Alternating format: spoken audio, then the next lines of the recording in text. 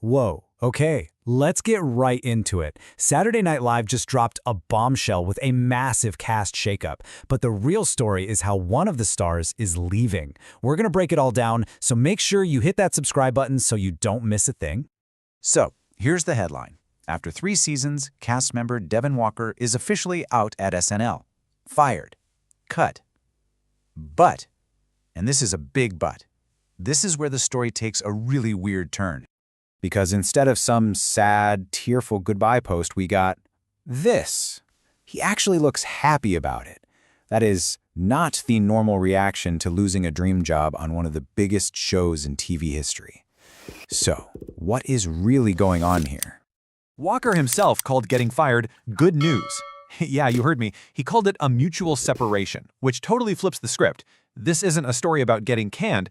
It's a story about being set free. And just to make it absolutely crystal clear, he posted this on his Instagram. He is not looking for your pity. He's literally telling everyone this is a good thing for him and that it was just time to go do something different. Okay, so if he's so happy to bounce, what was the issue? Well, it turns out he's not just walking away. He's got a pretty major bone to pick with the entire way SNL does business. He's calling out what's basically the SNL summer hang. You know how the show just ghosts its cast and writers all summer long? They're left totally in the dark, just waiting to see if their contracts get renewed. According to Walker, it's not just annoying, it's inhumane. He points out that while the big bosses are off on vacation, you've got real people who are completely stuck, unable to make massive life moves. And he gives these super real examples. Can you even imagine trying to buy a house or start a family when you have literally no clue if you'll have a job in a couple of months? That's what the cast deals with every single year.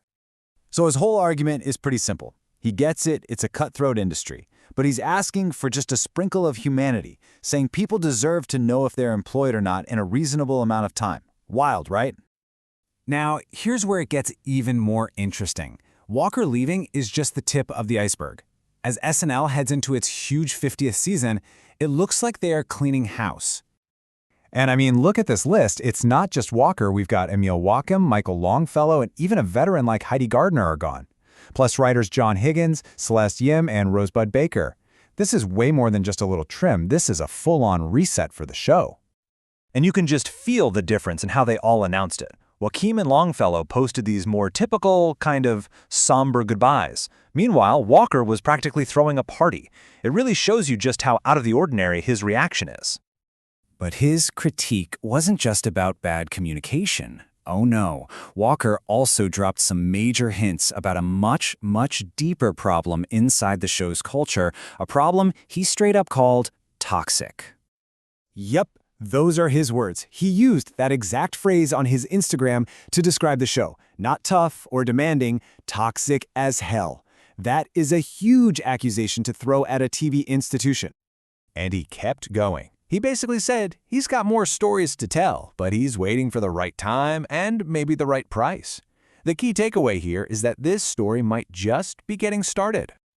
All of this brings us to a really big question that's followed SNL for decades. What is it actually like for its Black cast members?